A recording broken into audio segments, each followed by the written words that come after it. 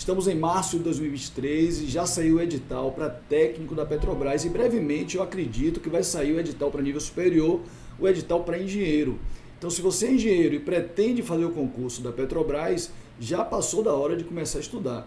Esse vídeo aqui faz parte de uma série onde nós vamos resolver questões de concursos anteriores. Então, é uma boa opção de estudo. Eu sou Ricardo Oliveira, engenheiro mecânico e professor de física aqui do canal Oficina da Física. Eu só peço que você se inscreva no canal, curta o vídeo e comente para a gente saber se o vídeo está atendendo ou não. Então, vamos à primeira questão, concurso anterior, Petrobras.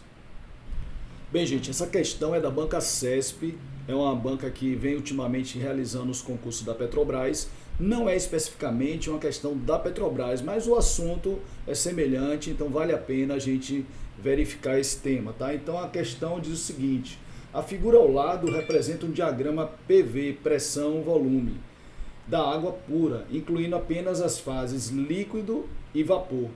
Levando em conta as informações do gráfico e os conceitos relativos aos estados e propriedades das substâncias puras, julgue os itens seguintes. Aí nós temos aí 4 proposições, né, que nós temos que julgar em certo ou errado. Lembrando que aquela proposição que você marca de acordo com o gabarito te dá 1 ponto, e aquela proposição que você marca em desacordo com o gabarito te dá menos 1 ponto. Tá? E aquela outra que você não marca, ela não dá nem tira, né? Então tem que tomar muito cuidado com essa banca na hora da resolução, tá? Antes de seguir com a resolução da questão, eu quero fazer uma análise com vocês do gráfico, do diagrama, tá? Observe que esse diagrama ele tem alguns pontos que são importantes, né, da gente analisar. Primeiro, lembrar que se trata de um gráfico onde eu tenho pressão versus volume.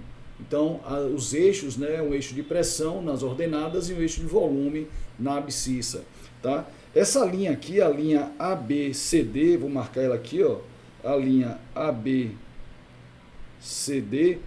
é uma isoterma, foi dito aqui, ó, linha de temperatura constante, é uma isoterma.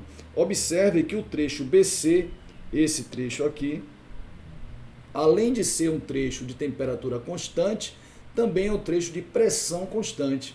Nós observamos o seguinte, que nesse trecho BC, é exatamente o trecho onde está ocorrendo a mudança de fase, ou seja, a água sai do estado líquido para o estado de vapor. Isso se dá com pressão constante para substâncias puras, né? Falando em substância pura, como é que eu sei que uma substância é pura? Veja, toda vez que uma substância muda de fase e a sua composição química não se altera, você pode afirmar que se trata de uma substância pura. Então, no caso aqui é água, né? A água tanto faz no estado sólido, você vai ter H2O, no estado líquido você vai ter H2O e vapor de água também H2O. Portanto, a água é uma substância pura, tá? Que é o que ele colocou aqui pra gente, tá? Outra coisa importante desse diagrama é esse ponto aqui em cima, que é o ponto crítico. O que é que acontece no ponto crítico? Veja que para temperaturas abaixo do ponto crítico, você tem uma região onde ocorre a mudança de fase, ou seja, existe uma distinção entre a fase do líquido e a fase do vapor. Já no ponto crítico, ou para temperaturas acima da temperatura crítica, não existe uma distinção entre líquido e vapor. Então, todo o nosso trabalho aqui vai ser para a temperatura abaixo da temperatura crítica e da pressão crítica, que é exatamente esse ponto E aí do nosso diagrama. Tá certo? Então, dito isso, vamos analisar a primeira proposição, que é a proposição 59. Determinada quantidade de água no estado termodinâmico referente ao ponto B está completamente na fase líquida. Veja só, eu tenho aqui um processo onde está ocorrendo mudança de fase. Essa região entre A e B, entre os pontos A e B, deixa eu colocar aqui, essa região aqui, ó, toda ela se trata de líquido. Então eu estou passando da fase líquida para a fase vapor. No ponto B especificamente, aqui no ponto B, o que nós temos é líquido saturado, ou seja, nesse caso eu tenho um líquido com título X igual a 0%, ou seja, todo ele é líquido, só que está saturado, já está iniciando o processo de mudança de fase. de modo que a proposição 59 é correta, né? De fato, determinada quantidade de água no estado termodinâmico referente ao ponto B está completamente na fase líquida, tá certo? É líquido saturado, ok? Então essa aqui está correta. Vamos partir para a questão, para a proposição 60 agora.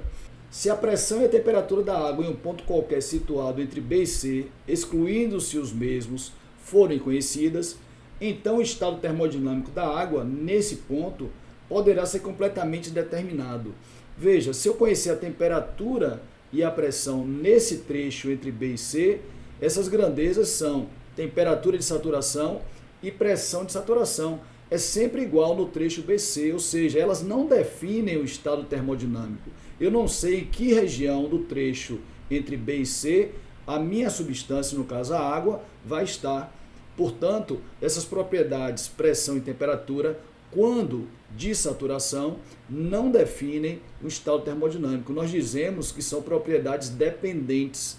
Portanto, elas não conseguem, as duas, né, pressão e temperatura de saturação, determinar ou definir um estado termodinâmico. Nós precisaríamos, por exemplo, aí para definir a temperatura e o título, por exemplo, aí poderia sim determinar. Mas pressão de saturação e temperatura de saturação nesse trecho entre B e C, elas não definem a propriedade termodinâmica, de modo que a proposição 60 ela é errada, né? Então aqui, ó, marcamos errado para a proposição 60. Aí vamos lá seguir para 61. Conhecendo-se apenas a temperatura no ponto C, aqui no ponto C, o estado termodinâmico da água nesse ponto poderá ser completamente determinado. Veja que no ponto C eu conheço a temperatura que ele informou. Além disso, eu conheço o título.